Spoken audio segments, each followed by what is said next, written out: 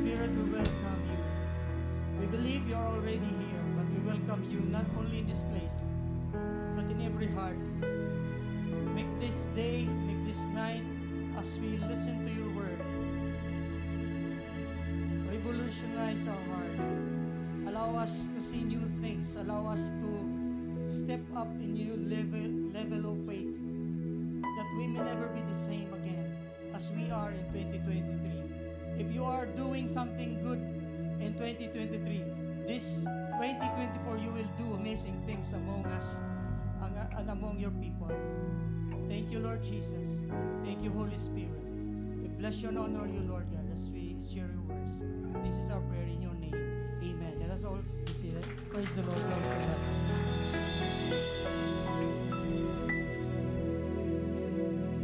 Praise the Lord. Wow. So, Joshua 3:5, Joshua told to the people, consecrate yourselves, for tomorrow the Lord will do amazing things. The Lord will do amazing things tomorrow. Sometimes, matagal na sana tayong dumating sa mga pangarap natin. Matagal na sana tayong dumating sa mga gusto nating marating. Pero minsan nahahadlangan.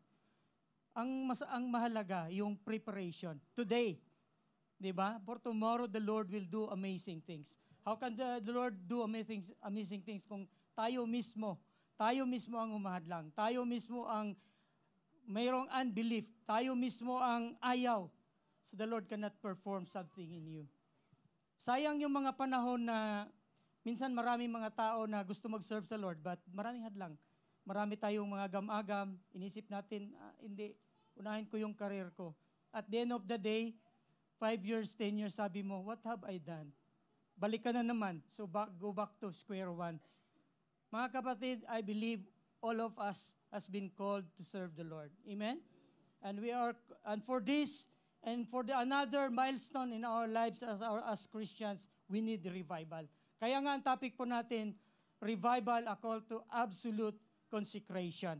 Dahil nga po, kung the same person, the same mindset, the same plans, the same values ng life po natin, ay ganun lang din po, mediocre. Yun lang din ang ma-achieve mo. But if you want something else in your life, we need revival. Amen? It will fuel up to shoot. Sabi nga po, an spaceship, in order for an spaceship to get out from the earth, he need to surpass the gravitational force. Or else, paikot-ikot lang siya sa mundo. Hindi siya makapunta sa outer space. Ganun din po tayo. If the same person, the same mindset, the same faith, hindi naman lang nag-improve, hindi man lang offshoot. So, dito lang po din tayo paikot-ikot kung saan tayo ngayon. Praise the Lord. So, tips for revival. So, alam po natin, sa lahat ng mga bagay, kailangan din ng tips, di ba? Sa pag-aaral, sa examination, sa negosyo, o ano bang mga tips mo dyan para malaman ko naman. So, ito lang po ay tips kasi even I myself, from the start of revival and also the prayer and fasting, 21 days with fasting, parang at first, parang it's hard to digest, it's hard to believe. Dahil nga, sabi nga po, ang dami nating mga ayaw. Revival, parang nakita ko yan, parang charismatic time yan, anong unang araw na ang ingay, na ang daming galit. Ang dami kasi ang ingay daw, mga praise the Lord, mga noon. Ay, mga kanta pa natin noon talagang, so parang it's hard to believe. But we need to digest this one. We need to receive this one. We need to believe it and receive it by ourselves. Hindi lang basta nakiuso lang tayo o nakisama lang tayo. But revival is really needed to each and every one of us. So ito po nga po, tips for revival. Mayroon lang po akong 4 po dito. At bilisan lang po din po natin ito para mamaya ma-demonstrate natin sa Lord ano yung mga bagay na dapat na ibigay sa Kanya. Maraming mga worship or praise o mga sa victory po natin. Number 1. So may 4 po dyan, no? Di ba? Number 1, thanks and praise Him daily. So ito po ay nabanggit na po kahapon halos ni Pastora, yung mga, hindi ko na pwedeng baguhin. Praise God. Kasi Yun ang mga nabanggit na po niya halos madalas ang mga, at kinukuha ko din po yung verse na binigay po niya kahapon. I think the other day or kahapon. Psalms 100 verse 4 and 5. Enter into his gates with thanksgiving and into his courts with praise. Be thankful unto him and bless him, for the Lord is good. His mercy is everlasting and his truth endureth to all generation. Thanks him. Enter into his gates with thanksgiving and into his courts with praise. Actually, if you are reading the Old Testament and the story about kingdom or mga royalties, hindi ka pwedeng pumasok. Di ba si Kuya Dennis napunta, sino ba yung nag-fishing na napunta sa palace? Bawal na bawal, pupunta ka pa lang sa perimeter, bawal na. In the old times, mga story noon, even Queen Esther, nakita po niya sa story niya na meron siyang gustong kausapin ang king. Bawal na hindi ka pinatawag ng king, pupunta ka sa presence niya. Bawal na bawal po yon. So lalo na pag hindi ka pinatawag, pwede kang patayin dahil meron silang protocol. Pero sa atin mga panahunan ngayon, makita mo dito, enter into his gates with thanksgiving.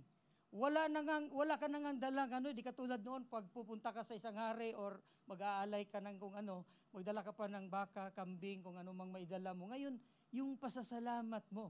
Ang bitbit mo lang pasasalamat, hindi na pera or hindi na bagay na yung pasasalamat na galing sa puso mo. Ginawa ng Lord na napakagaan para sa bawat isa sa atin. Kaya hindi po natin ipagkait. Enter into his courts with praise. Kaya napaka-importante po sa kingdom ng Lord, sa presence ng Lord, yung thanks. And thank him and praise him. Sinasabi ko to daily. Alam mo, nakuha ko tong thankfulness sa Lord daily when I was just a college student. Then may GIL, nag-attend na rin ako ng GIL, lagi mga gawain. Pero minsan may isang sister nagsabi, bakit hindi natin gawin na pag gising mo sa umaga, ang una mong gawin ay, thank you Lord. Alam mo, sa dami-dami kong mga napakinggan ng mga turo, halos ang iba hindi mo na maalala, di ba? Pero yun, nagtumimo sa puso ko. O nga, no? Bakit nga tayo hindi magawa? Unang gawin mo sa umaga, hindi ka mag-Facebook, hindi ka mag-Messenger, hindi ka kung anong preparation ang gawin mo. Unang-una sa umaga, thank you Lord. And praise him. Sabi nga po, from the rising of the sun until it's setting down to the same, the name of the Lord is to be praised. Hindi siya optional. Tayo kailangan po siya talagang purihin sa lahat ng nilalang. At tayo, inaasahan po tayo, mga kapatid, sa paggising pa lang, sa may bandang Moror, wow, may nag-praise God. Sa may bandang Hamdan, Electra, sa Madinat Sayed, kung saan man sa lugar sa buong UAE, may paggising sa umaga, may nagpupuri sa Diyos. Amen? Praise the Lord. Palakpakan po natin ng Lord. Dahil napaka-importante po yan. So ano po ba po ang mangyayari sa mga praise? Baka minsan kasi iniisip din natin, mag-praise parang minsan wala naman akong kanta masyadong nalalaman. Praise is very, very, very important. In what form na makagawa kayo kung hindi kayo magaling kumanta. Pero praises in words, di ba? In expressions. Marami po tayong pwedeng gawin. So mayroon tayong mga bagay po dito. Ano pong mangyayari? What can act of praise do to you? Ano pong pwedeng mangyari sa iyo? O ano pong dulot nito ang praise na gagawin mo? Number 1, it expels demonic spirits. Ang dami pong demonic spirits, pagising mo pa lang, ang dami na yan. Sabi nga ng iba.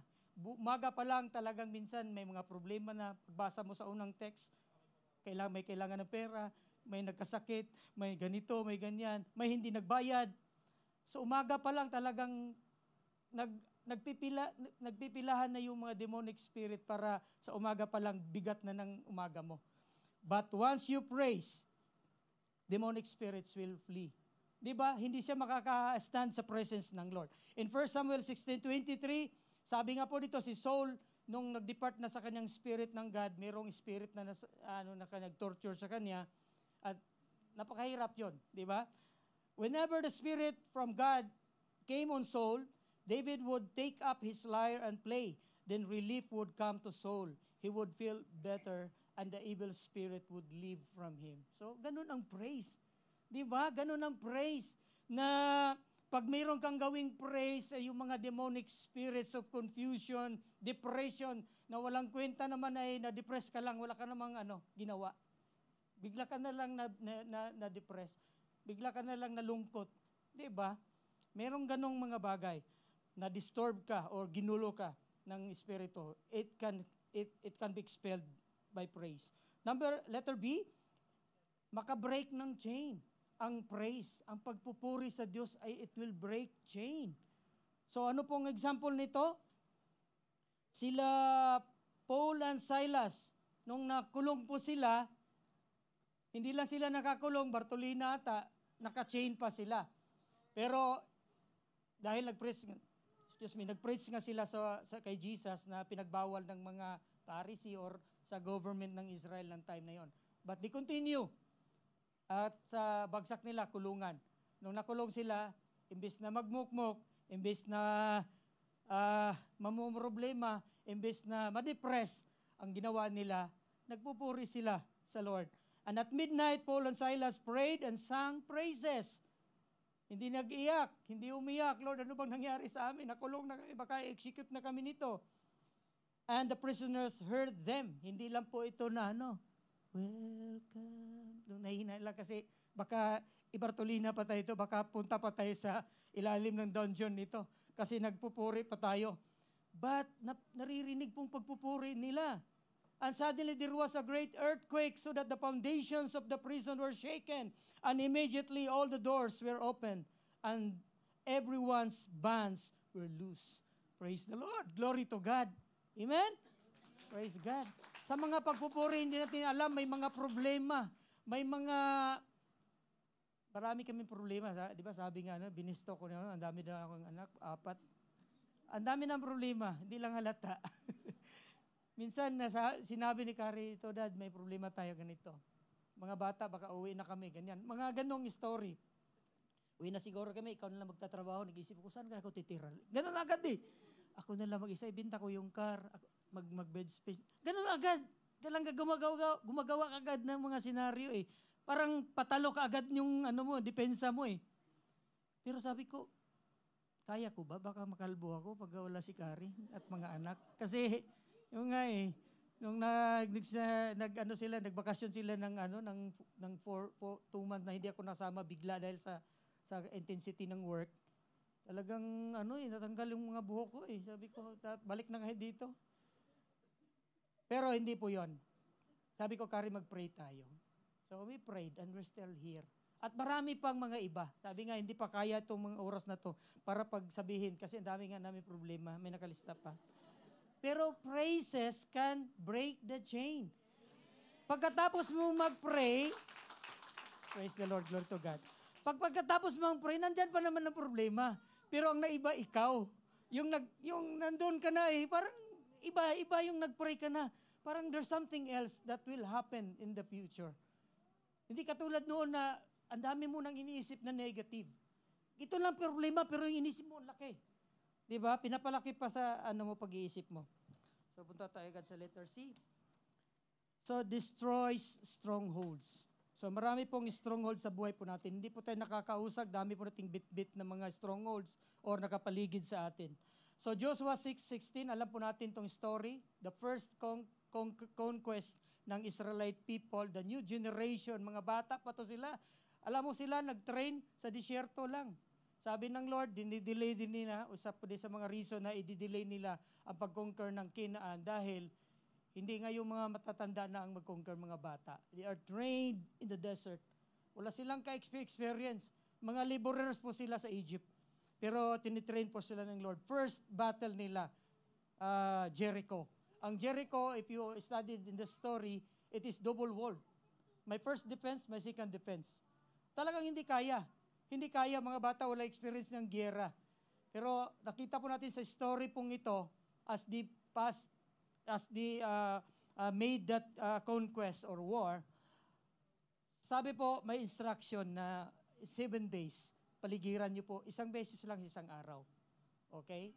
Pangalawa nga, isang beses lang din. 3 araw, 4 na araw. Walang magsasalita, walang negative, walang magmumurmur, kasi lahat na nila. Sabi nga po ng iba, if you follow through the path of the Israelites from Egypt to it's full of graves. Full of graves. 600,000 sila, di ba? Lahat ng generation 20 above, wala nakapasok. Lahat monuments of graves dahil disobedience. Kaya sabi ng Lord, be careful, 7 times, walang magmumurmur, walang magsasabi, ba't maglalakad tayo dito? Gera punta natin. Bakit ang nauna? Bakit mga musician? Bakit hindi mga elite na sundalo? Bakit hindi mga archer, mga ano? Pero yun ang instruction eh. At 7 days, 7 beses ninyo. Ito yung final day. Ito yung final battle. Ito yung defining moment. Pero pagod na sila, 7 times pinaikot. Paano kung lusubin sila? Sabi ng mga bang ginagawa ng mga taong ito? Paikot-ikot. Paano ba to sila, ano bang klaseng gera ang pinupuntahan nito? Umikot ng 7 beses. But at the 7 times, doon lang kayo sumisigaw. Magpuri po kayo sa Panginoon. Amen? Praise the Lord. Walang nag-shoot ng arrow. And the 7th time around, when the priest sounded the trumpet blast, Joshua commanded the army, shout, for the Lord has given you the city. When the trumpet sounded, the army shouted at the sound of the trumpet. When the men gave a loud shout, the wall collapsed. So everyone charged in straight and they took the city. Amen? Praise the Lord. Sa mga bagay, marami po tayong stronghold. Marami po sa atin. Pero minsan nagpe-pray tayo, Lord, ang tagal naman. Sabi ko, pinag-pray ko yung pinsan ko na addict, pero ngayon addict pa rin. Gusto mo kasi pag-pray mo, ikaw nga, tagal mo nga din na born again eh. Isa ka ring persecutor nun. Ngayon, gusto mo, pag ang prayer mo, special talaga, treatment ang gusto mo eh. Ang tagal-tagal mo nga din na born again eh, at talagang ka rin eh, pasaway ka rin before. So, ibig sabihin, there is time for everything. Hindi po sa time po natin, hindi po sa term po natin, ang Lord ay gagawa. At praises destroys strongholds. Bakit kailangan po to? We need revival. We need something. Kailangan ma-break yung mga walls. Kailangan ma-break yung mga strongholds sa buhay po natin. Pero ang sabi po nito, ang key po nito, careful, obedient. Diba? Follow instruction. Praise destroys the enemy's wall. Behind that wall is your blessing. Amen? Sa mga walls na meron dyan na halos hindi na matibag. Halos naniwala ka na walang mangyayari. There was one experiment, isang isda. Meron sila si Kuya Pastor Ted, meron silang isda eh. Merong isda na kumakain din ng isda. Anong tawag nun? Ha? Janitor? Akala ko ba yung janitor naglilinis lang? Hindi ko alam. Meron kami isang isda, yung fighting fish, betta fish. Dami na nila, nagkikwentuhan na sila. Ako may fish.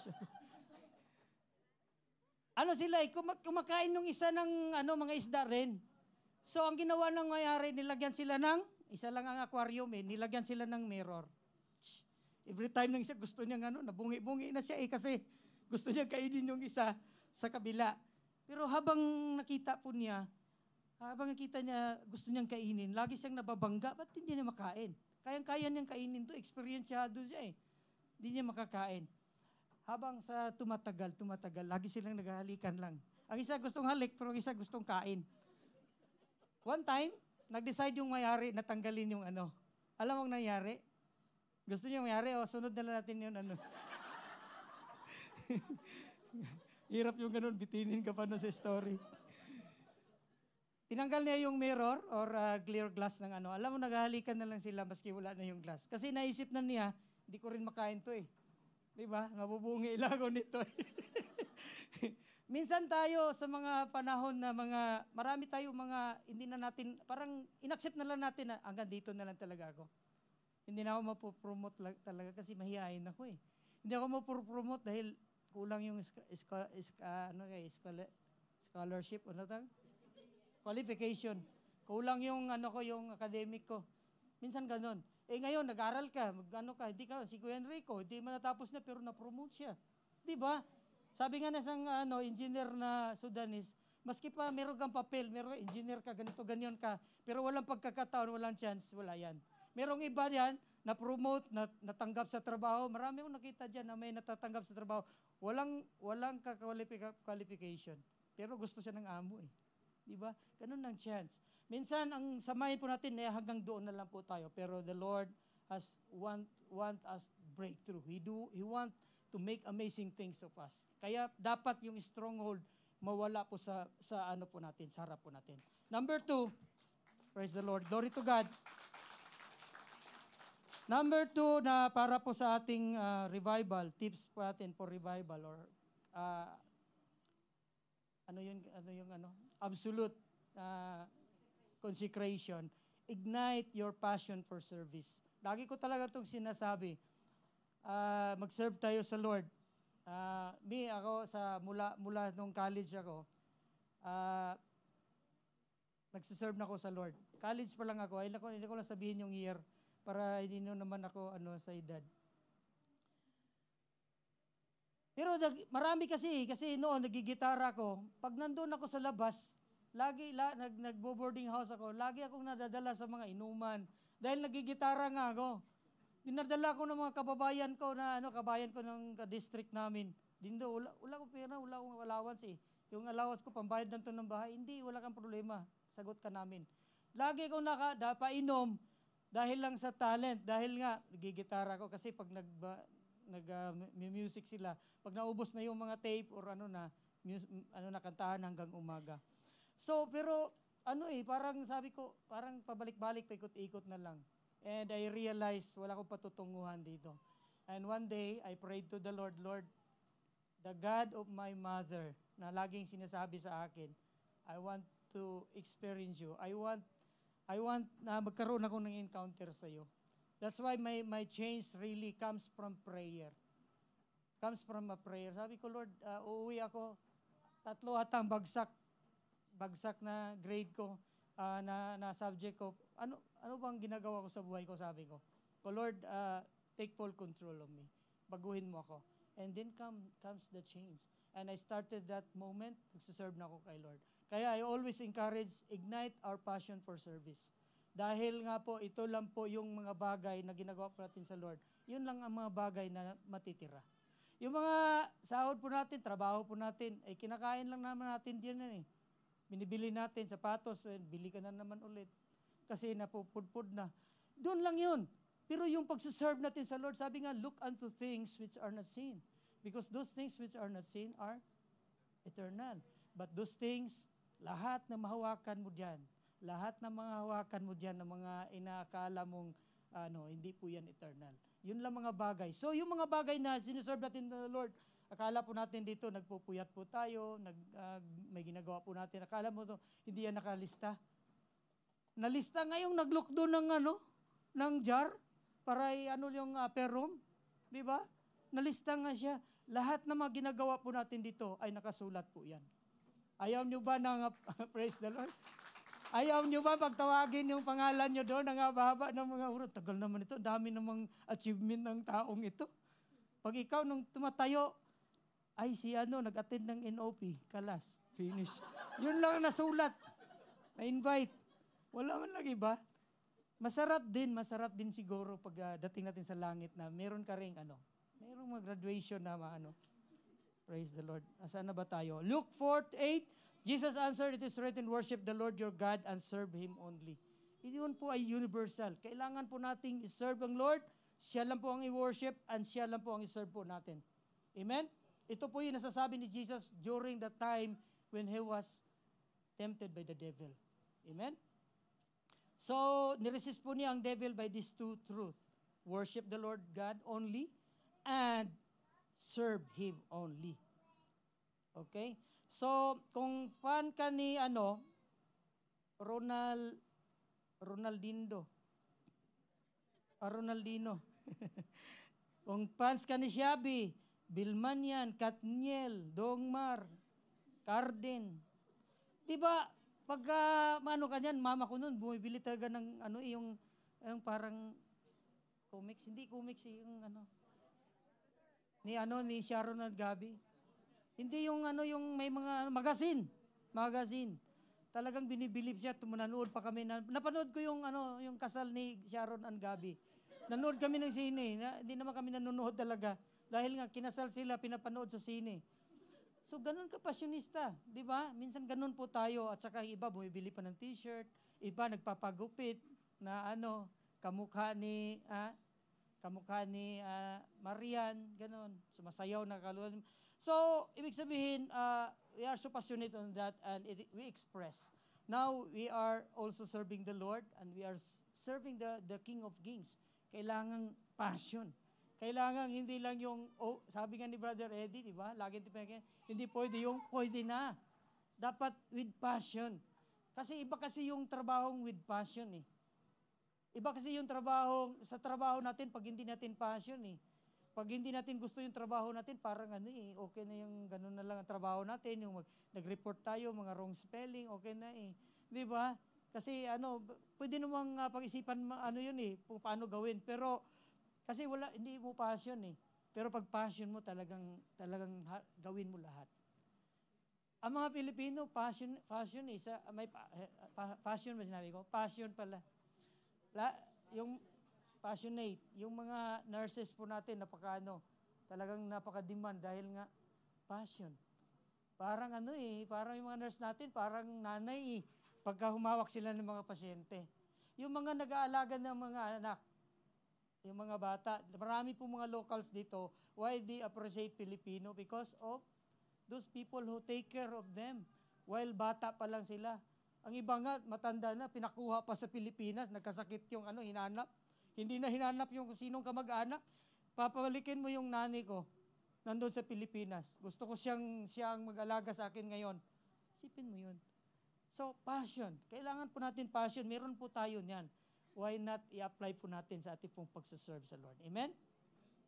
So, two important characteristics in services, zeal and intensity. In Romans 12:11, never be lacking in zeal.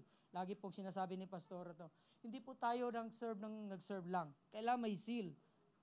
But keep your spiritual fervor serving the Lord. So, talagang kailangan nating may passion. At intensity, may fervor, eagerness, kumbaga. So, alam mo, during the culmination ng prayer, I was so touched and I was so moved during the prayer of Pastora. Alam niyo po ba, gumagapang si Pastora dyan. Hinahawakan to, yung stage natin. Na minsan, hinapakan lang natin na hindi naman tayo prepare. Minsan, hinapakan natin, nagigitara tayo, nagpapakanta tayo, nagbaback up tayo na hindi naman tayo prepare. Pero, this is anointed by the Lord. Talagang I was moved. We should not take it lightly because this was really being consecrated and talagang our leaders talagang paid the price. Nagtaka kayo, pagpunta ko nyo ito, kabang-kaba kayo dito sa gitna. No? Hindi naman kayo tinakot dito. Pero it is because of the presence of the Lord. Napakahirap pong tumayo dito. Di ba? But because of the grace of the Lord has enabled us all. Amen? Praise the Lord. Glory to God. Marami pong naka-break to. Kanina, hindi nagpatotoo. 13 years na, hindi nakapagpatotoo. Pero yung isa po kanina, ganun din, hindi magpatotoo. But what encourage you, sister, not the end. Always, that's the beginning of your, kailangan i-confess mo yun. It's important to confess na tuloy-tuloy po na Praise the Lord. Glory to God. Marami pong kailangan. Nakita nyo yung pagbabago sa declaration ni Brother Eddie. Ayun yun. Noon, di ba? Pilipinas, Asia. Anong bago doon? Antarctica. Doon, pag nabasa ko yun, ang lamig. Mabasa mo palang Antarctica. Sipin mo, nag-aagawan ng Russia at saka US doon. So, sinong mauna doon? Meron na silang mga station doon. Pero si Brother Eddie, nauna na, no? Buong Antarctica na for the Lord na. Amen? Kung magkaroon man ng tao doon, talagang Jesus is Lord. Antarctica! Praise the Lord. Pag nakaglamig siguro doon, mag-praise and worship, no? Mag-outdoor. Pero, wow, ang leader po natin is so, visionary. So, meron po tayo. Antarctica na. So proceed po tayo. Number 3, para po sa ating tips for our revival is pray until something happen. Mga kapatid, huwag mong bitawan yung mga prayer. Ang dami na pong prayer na halos bitawan nyo na. Di ba? Pero nakikita mo, na-miss ka, nahihiya ka sa Lord. Uy, nangyari pala. Dahil ikaw gumib up na, si Lord pala hindi. Amen? Praise God. Sabi nga, mga prayer po natin, minsan kinalimutan na natin. Pero si Lord ay talagang lahat ng prayer po natin, nandun po yan sa jar. Sabi nga po doon sa langit, nandun sa jar yan. Lagi yung nandun sa harap, sa altar. Hindi po yan kinakalimutan ng Lord. Kaya kung may prayer po natin, never give up. Prayer yes, praise the Lord, glory to God. Ang prayer is a proactive. Kung nandun po kayo nagtatrabaho sa mga oil and gas, o may mga safety officer dito si Kuya nandun sa dulo. Proactive means, hindi pa nangyari isang bagay, advance ka na. Yun ang proactive. Ginawa mo na. Ang prayer is a proactive. Ngayon, kung hindi ka nagpe-pray, isa kang taong reactive. Nagyayari ang problema. Umiyak ka. Wala na naman pera. Ganon lang, mag-pray nga tayo. Ngayon yun ang reactive. Pero pag proactive ka, Lord, ahead of time ka na. Nag-pray ka na, katulad ng magpe-pray po tayo. Ako lagi nagre-rebuke ng nag-drive. Si Dick, nandun na sa Canada noon, nakasakay ako sa kanya. Talagang maski pupunta lang doon sa Bacala, talagang nag-pray before mag-drive. Pero ako minsan nakakalimutan ko, nandun ako sa Alrahan, sa po nag-pray, Lord. Then napupunta ako sa Hama kasi nag-invite sa akin ng lunch. Sabi ko, ayaw ko pumunta, napaka-busy ko. Hindi, punta ka dito kasi nag-order na kami sa'yo. Sige nga, punta ako. Para kinabahan ako, sabi ko, Lord, gusto ko lang kumain, Lord. Ingatan mo ako. Gusto ko lang kumakain, gusto ko pang bumalik sa trabaho. Kasi minsan napaka-reactive natin. Sakal lang tayo na, pag nakinabahan tayo, baka ma-aksidente tayo. Kasi sobrang dami na sasakyan eh. But prayer, I tell you, it's a proactive. Kaya we always pray. And pray until something happen. Praise the Lord. Glory. Glory to God. In chess, ang prayer is a defense. But pag nagpe-pray ka, may nag-chess dito, di ba? May mga champion dito sa chess eh. Once magaling ang depensa mo, pag magaling ang depensa mo, it is also considered as a strong offense. Amen? Kasi grabe ang depensa mo, di matibag eh. Parang sumuntok ka ng pader, parang sinuntok yung pader, ang sumuntok yung nasasaktan. So it's an offense. So ganun po. 1 Thessalonians 5:16, 17, rejoice always, pray without ceasing, give thanks in all circumstances. Amen? Praise God. So, we are all expected to pray. Sabi nga ni Jesus, when you pray, ibig sabihin, pag nagpe-pray ka na, yun ang sabi ng Lord, di ba? Sa Matthew 6:5. So, we are expected to pray. So, number 2, we should pray as a response to problem. Mag-pray din po tayo, although sabi ko kanina, we pray ahead of time, pero pag may mga problema, ito po ang resolve natin. Prayer din po. Amen? We prayed in many situations, problems na meron tayo, hinahandle natin, at mga problem na kumbaga darating pa lang. Ahead of time, we are already praying for that. So, mayroong mga wrong motives prayer. James 4:3, mayroon din mga prayer na hindi naman nasasagot. Alam po natin yan. When you ask, you do not receive because you ask with wrong motives, that you misspend what you get on your pleasures. Mayroong isang kasamahan po natin dito, kasamahan ko sa trabaho na na-invite, nasama siya dito. Nawala na rin siya, nandun na sa Pilipinas. Nung na-invite ko siya, after some times, wala na siya. Sabi ko, Kuya, bakit hindi ka nag-church? Anong problema? May problema ba? Siya, the secret. Katapos, ko siya kung ano problema. Sinihiya ko. Kung sabihin mo, kasi para malaman namin kung ano naging problema. Sabi niya kasi, meron daw nasalubong siya na GIL. Tapos meron siyang kasama, nagyabang siya. Sabi na, uy, GIL yan kasamahan ko yan. Pagkatapos, nginitian daw niya, parang hindi siya pinansin. Hindi daw siya pinansin at hindi siya kilala. Ikaw baka talagang hindi ka kilala kasi akala mo naman, di man, paminsan-minsan ka din umatin eh. Sabi, pero meron pa. Meron pa akong kaya hindi na ako nagpunta doon, nahihiya ako. Kung ano yan? Nahihiya nga ako. Ikaw sabihin mo kasi baka makatulong tayo at ma-resolve natin. Sabi niya kasi gusto sana akong magpa-pray. Kung ba't hindi ka tumayo? Nahihiya nga ako eh. Ano nga yung prayer mo? Sabihin mo. Last 5 minutes na lang. Sabi niya, gusto kong tumangkad. Pag-pray ko sana. Ko sabi, ako nga hindi ako tumangkad. Ang tagal ko na dyan. Ang tanda-tanda muna pagkatapos ng prayer mo, tumangkad. Wala na. Maski kumain ka pa ng isang sakong margarine dyan, hindi ka na tumangkad talaga. So minsan ang prayer natin, napakasintro lang sa talagang sa sarili po natin. Hindi siya, minsan nakakatawa din, pero marami tayong mga ganong prayer. Maski nga, hindi naman sa atin ay kumbaga applicable po ito. So, dahil 5 minutes na lang po tayo. So, mga prayers po, unang-una, prayer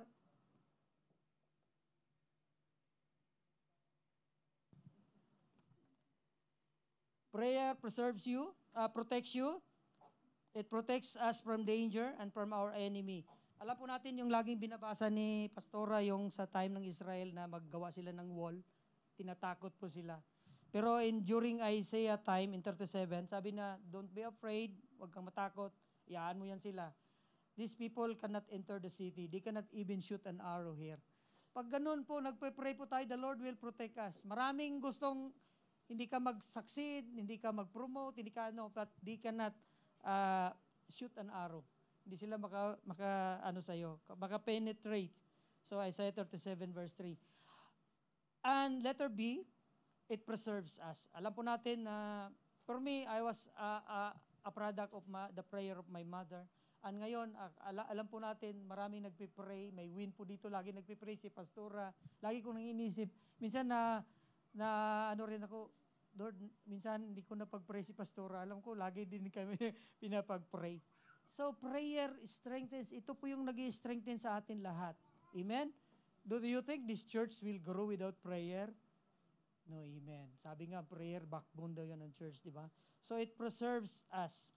And sabi ng nga dito sa Romans 8:34, pwede bang i-flash yung Romans 8:34? Who then is the one who condemns? No one. Christ who died, more than that, who raised to life, is that at the right hand of God and also interceding for us. Praise the Lord. Gawa ng Lord. Sabi niya, it is finished. Pero nagpe-pray para siya sa iyo eh. Ganon, di ba? Pwede na siyang nakaupo na doon sa trono niya, pero nagpe-pray para sa atin. And it prepares us. If you want to see amazing things in your life, kailangan po natin ng prayer. Kasi sa lahat ay prayer eh. Nag-uumpisa talaga sa prayer. When you want something else, you want promotion, you want to do something else in your life, you want to migrate, you want to stay, lahat pag-pray nyo yan. Kasi bakit maubos pa yung pera nyo yan pag hindi kaluban ng Lord? Maubos lang ang pera nyo. Amen? So, kailangan natin pag-pray. So, sabi ng Isaiah 42 verse 9, see the former things have taken place, and new things I declare. Before this sprang into being, I announced them to you. Hindi po sa Facebook, hindi po sa lahat, YouTube, kung saan mang platform, I announce it to you through prayer. Kasi pag-usap ka sa Lord, sasabihin niya yung mga bagay. And number 4, the last, sa tip, sacrifice your body. Tama ba na pakinggan nyo? Your body. Yes, your body. Yung body mo na yan, na matagal mo nang inalagaan. Katawan talaga, yung katawan mo, iaalay mo sa Lord. Hindi kaluluwa. Di ba? Kaya minsan sa Zoom, pag walang body, kaluluwa lang ang nagzo-Zoom, di ba? Maraming kaluluwa lang doon. Walang body eh.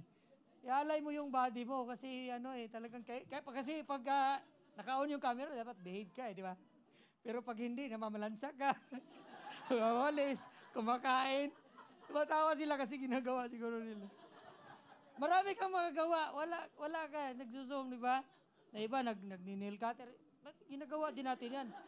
Sa tagal ng Zoom noon, 2 years, hindi ka talaga doon nagluluto habang minsan nagawa din namin yan, nagluluto sila. Di ba? Sa totoo lang. Kaya importante, hindi yung nag-attend ng NOP kaluluwa lang. Sabi, magdala kayo ng kaluluwa. Kaluluwa lang talagang dala mo, walang body. Sa tagal. Kailangan ng katawan. So, kailangan talaga yung body count. So, si Jesus nga, hindi naman niya, padala lang siya ng espiritu doon. Itong espiritong ito yung magtatanggal ng kasalanan ng lahat ng tao. So, ipapako yung espiritu. Wala, di ba? Pero body talaga. He offered himself, bodily. Okay? So, sa tayo din, ang katawan po natin, we are already dead to sin. So, wag tayong papatay-patay kasi talagang dead na talaga. Okay? So, offer our body as a sacrifice. Romans 12:1, therefore I urge you, brothers and sisters, by the mercies of God, to present your bodies as a living sacrifice, holy, as a holy and holy sacrifice, acceptable to God, which is your spiritual service of worship. Yung katawan po natin. Diba? Sinasabi ito yung kaluluwa mo, dalhin mo doon sa simbahan. Pwede ka nang gumala doon, ang kaluluwa mo nandito. Doon ka na sa mall. So katawan, ito yung katawan po talaga. Kaya kailangan po tayong mag-serve the Lord bodily. Time. Kailangan po natin dito physically. So, it is easy to do same thing sa 2024. Over and over again, we can be perfectly the same as we are by doing nothing, or just serve the Lord by our most convenient time and terms. But there is no revival without sacrifice. If we will not sacrifice ourselves, there's no revival. Same. Sabi ng Indiano, same. Okay? So in conclusion, dito na po ako magtapos. Yung eagle, may nagsishare po dito, hindi ko rin makalimutan yun, napakagandang, in 40 years, pag nag-14 ang eagle, yung beak niya nakayuko na, halos hindi na siya makakain. And it affects his health. And eventually, he will die in that situation. At saka mga close niya ay wala na, dull na. So, meron po siyang chance na mag-renew. Yun ay hindi ko talaga makalimutan. Mag-renew siya, so ang gawin po niya, he has to break his beak. Hindi po basta-basta. Sino ba dito ang gustong tanggalin yung ngipin nila para lang matubuan ng bago? Wala, di ba? Baka wag na tanggalin, baka hindi na matubuan. Matanda na tayo. Pero yung eagle, kaya niyang mag-renew. Tanggalin yung beak, pero it takes time. Siguro, year siguro. Na talagang is a process. Tanggalin yon at pag nabago na yung tutubo, pag natanggal na yung old beak niya, tutubo yung bago in his sprout. Magbago siya at he can live again for another 30 to 40 years sa life po niya. But it's a great decision for that certain eagle, whether to accept the challenge or to die doing nothing. Amen? Sa buhay po natin, ganun din po. If we want to be just the same as we are, ganun lang. Sabi nga, si Pastora, walang tinatawag dito ng uto lang, di ba? Opo, tayo uto, uwi. So, kailangan po nating magsaserve sa Lord. Lahat po tayo tinatawag. Lahat po, as in tayo tinatawag. Hindi naman lahat magpakanta. Basta tinatawag tayo, si Pastora at sila, Kuya Enrico, sila Karen na magbahala kung saan kayo, marami tayong ministry po dito. Hindi po dito fully booked. Hindi po dito lahat, hiring po ngayon. Oo nga, di ba Pastora, hiring po tayo dito ngayon. Marami pong gawain dahil ang Antarctica nga buksan na. Di ba? So Isaiah 40 verse 31, but those who wait on the Lord shall renew their strength. Yung dang nagwi-wait sa Lord shall renew their strength. Hindi po ito optional. They shall mount up with wings like eagle. They shall run and not be weary. They shall walk and do not faint. Amen? Praise the Lord. Praise God. Hallelujah. The Lord can do amazing things in us when we pray, when we praise, we give thanks to the Lord. We ignite our passion and we sacrifice our body to serve the Lord. Hallelujah. Now, we will all stand and we will pray. And before we pray, I know that you have prayer. You receive it, the message of the Lord in your heart. Make it more intimately and pray for yourself to the Lord. Just you and the Lord. To offer yourself and to commit your lives in service to Him before He will come.